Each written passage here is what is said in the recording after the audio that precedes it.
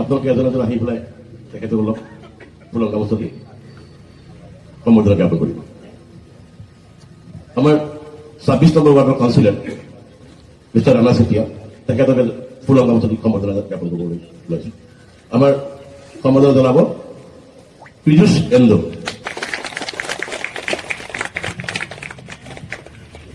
সঞ্জয় গোস্বামী। বিৰু এজন এজনকে আহিব আপোনালোকে। আমাৰ মহিলাসকলক কৈছো যে আপোনালোকে আহিলে ভাল হয়। বাসুদেৱ চৌধুৰী, তনে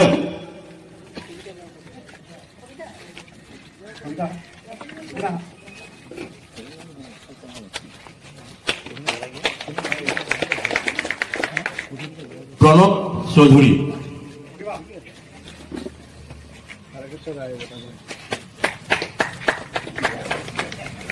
অৰুণ কুমাৰ দেৱৰয়,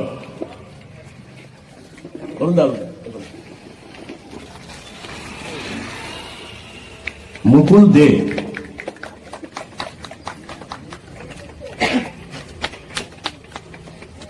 দুলাল পাল, দুলাল দা,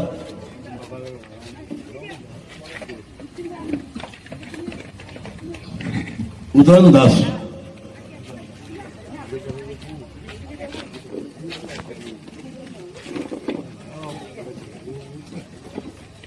জগদীশ কাকতি,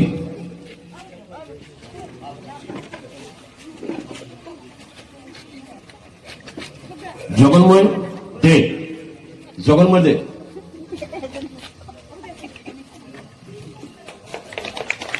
উত্তম দে। কোনোবা আহিব লাগে না? তোমরা আসো না, তুমি পেছনে আসো না, তোমাকে বলছি আসো।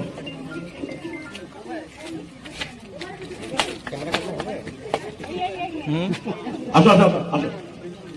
অনিল বণিক,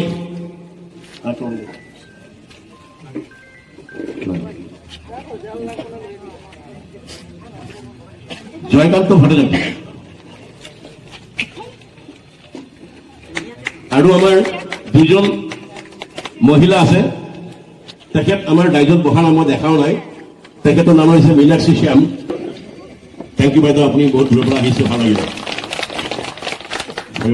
support, thanks a lot madam. Biswanath Bhattacharya,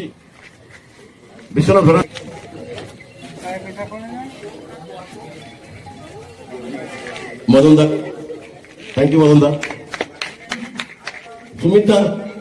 Sumita অলপ আহিব লাগে।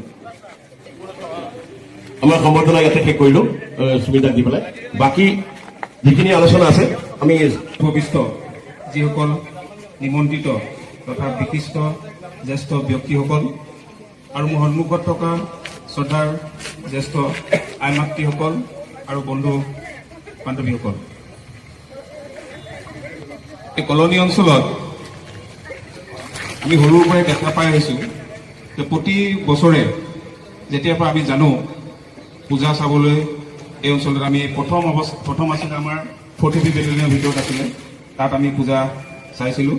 তাৰপিছত লাহে লাহে আমি কলনীলৈ অহা হ'ল, কাৰণ কলনীত 40 বেটেলিয়নতকৈ কলনীত সুন্দৰভাৱে জাকজমকভাৱে মানে লাইটিঙৰ বাহাদুৰিটো বেছি হৈছিল। মানে সুন্দৰভাৱে লাইটে সজাই দুৰ্গা পূজা উৎসৱ পালন কৰা হৈছিল। গতিকে আমাৰো সৰুকালত চাই ভাল লাগিছিল, লাইটসমূহ চাই বা ডেকৰেশ্যনবোৰ চাই ভাল লাগিছিল। আমি সেইমৰ্মে আমি কলনীলৈ আহিছিলোঁ পূজা চাবলৈ। আৰু তেতিয়া সেই তুলনাত এতিয়া বহুত পূজা অনুষ্ঠিত হ'বলৈ ধৰিছে। আৰু তাৰ বাবে মই আজি যি আগন্তুক যি দুৰ্গা পূজাৰ যি আজি প্ৰস্তুতি চলাইছে, এই দুৰ্গা পূজাৰ যি নতুনকৈ দুৰ্গা পূজা অনুষ্ঠিত কৰিবলৈ ওলাইছে, আমাৰ যিসকল আজি উপস্থিত আমাৰ যি জ্যেষ্ঠসকলে বা ইয়াত থকা যিসকল আমাৰ যুৱক যুৱতীসকলে, পোনপ্ৰথমে মই সকলোলৈ মই শুভেচ্ছা জ্ঞাপন কৰিছোঁ, যাতে আগন্তুক পূজাখন সুন্দৰভাৱে সুকলমে যাতে অনুষ্ঠিত হৈ যায়। কাৰণ কিয় দুৰ্গা পূজা হ'ল এক আধ্যাত্মিক অনুষ্ঠান। কাৰণ আমি জানো আমাৰ মাজত হিন্দু যি ধৰ্মাৱলম্বী লোকসকলৰ মাজত পূজা পাৰ্বণ এক আধ্যাত্মিক এক পৰিৱেশ সৃষ্টি হয়। আৰু এই আধ্যাত্মিকতাৰ দ্বাৰা কি হয়, আমি যেতিয়া গা অপৰিষ্কাৰ হয় এই লেতেৰা হয় আমি দিনটো ঘূৰি আহি আমি কিন্তু পানীৰে গা ধুই দিয়াৰ লগে লগে শৰীৰটো চফা হৈ যায়। কিন্তু আমাৰ চবতকৈ ডাঙৰ বস্তু আমাৰ মন আৰু আত্মা। আৰু মন আৰু আত্মাক যদি আমি শুদ্ধ বা চফা কৰিবলৈ হয় তেতিয়াহ'লে আধ্যাত্মিক চৰ্চাৰ প্ৰয়োজন। কাৰণ বিনা আধ্যাত্মিক চৰ্চাৰ দ্বাৰা আমাৰ শৰীৰ আৰু মন শুদ্ধ কৰিব নোৱাৰি। কাৰণ আমাৰ যিসকল আমাৰ দেৱ দেৱী আছে এইসকলক আৰাধনা কৰা মানে কি হয়, আমি মনটো শুদ্ধ কৰা হয়, আমাক আত্মাটো শুদ্ধ কৰা হয়। সেইকাৰণে মই এইখিনিকে মই অনুৰোধ জনাওঁ ৰাইজক, যাতে যদি দুৰ্গা পূজা আমাৰ নতুনকৈ অনুষ্ঠিত কৰিবলৈ গৈ আছে, হয় দুৰ্গা উৎসৱ যেতিয়া পূজাৰ পৰা উৎসৱলৈ পৰিণত হ'ল, উৎসৱ যেতিয়া আমি যিখিনি আমাৰ যাৱতীয় যিখিনি আমাৰ আমি ডেকৰেশ্যনৰ পৰা আৰম্ভ কৰি যিখিনি কৰোঁ সেইখিনিতো কৰিবই লাগিব। কাৰণ মানুহৰ আজিকালি কি হয়, জাক জমকতাটো মানুহৰ প্ৰয়োজন হয়। কিন্তু মোৰ অনুৰোধ থাকিল যাতে আধ্যাত্মিকতাটো একদম সম্পূৰ্ণভাৱে যাতে পালন কৰে। কাৰণ অকল পূজাখন পাতিলেই নহয়, মানুহক দেখুৱাই পূজা পাতিলে নহয়, অন্তৰৰ পৰা যদি ভক্তি নাথাকে দেখুৱাই পূজাখন পাতিলে আপোনাৰ ইয়াত একো কামত নাহিব। সেইকাৰণে মোৰ ফালৰ পৰা অনুৰোধ থাকিল যাতে সম্পূৰ্ণ আধ্যাত্মিকতাটো ৰাখি বজাই ৰাখি, আৰু মই দেখা পাবলৈ পাইছোঁ যে আমাৰ বাকী আপুনি ধৰ্মবিলাকত চাব তেনেকুৱা কোনো ধৰণৰ ৰাগিয়াল বস্তু আমাৰ সেৱন কৰা নাযায়। যিকোনো ধৰ্মত চাব, যিকোনো ধৰ্ম দেখাবলৈ পাই, আপোনালোকে জানে মই নকওঁ তেনেকৈ। কিন্তু আমাৰ পূজা পাৰ্বণবিলাকত দেখা পাইছোঁ পূজা চলি থাকে, এফালে আমাৰ ৰাগিয়াল দ্ৰব্য সেৱন কৰি থাকে। এই বস্তুটো হ'ল সম্পূৰ্ণ আধ্যাত্মিকতালৈ পৰিণত। কাৰণ আমি পূজা কৰিছোঁ সম্পূৰ্ণ শুদ্ধভাৱে পূজা কৰিব লাগে। কাৰোবাৰ যদি মন আছে পূজা পাতল শেষ কৰি আমাৰ আপুনি যি কৰে কৰক, কিন্তু এফালে পূজা চলি থাকে এফালে আপোনাৰ ৰাগিয়াল দ্ৰব্য সেৱন কৰি থাকে। এই বস্তুটো সঁচাকৈ দেখিবলৈ অপৰূপ হয়। কাৰণ ইয়াক শুদ্ধ ভক্তি বুলি ক'ব নোৱাৰি। কাৰণ সেইকাৰণে মই বাৰে প্ৰতি কৈছোঁ যে দেখুৱাই পূজা নাপাতিব। যদি পাতিব লৈছে সম্পূৰ্ণ আধ্যাত্মিকতা বজাই ৰাখি আপুনি পূজাখন অনুষ্ঠিত কৰক, মই সদায় থাকিম। যদি আধ্যাত্মিকতাৰ বাহিৰত গৈ পিনি যদি ইয়াত পূজা মানুহৰ কম্পিটিশ্যন কৰি পূজা কৰে তেতিয়াহ'লে মই আজি ক'লোঁ মই ইয়াত নাথাকিম। কাৰণ ৰাইজৰ লগত মই এনেইতো সদায় থাকিম, কিন্তু যদি আধ্যাত্মিকতা নাথাকে তেতিয়াহ'লে মোৰ অসুবিধা হ'ব। সেইকাৰণে মোৰ অনুৰোধ থাকিল ৰাইজক, আমাৰ জ্যেষ্ঠসকললৈ অনুৰোধ থাকিল যাতে পূজাখন পাতিছে বেলেগে গম পাওক যে এইখন পূজা সঁচাকৈ শুদ্ধভাৱে এইখন পূজা অনুষ্ঠিত হৈছে। বুজি পাইছেনে মোৰ কথাটো? আমি আদৰ্শ হ'ব লাগিব, এনেই দেখাক দেখি কৰি লাভ নাই।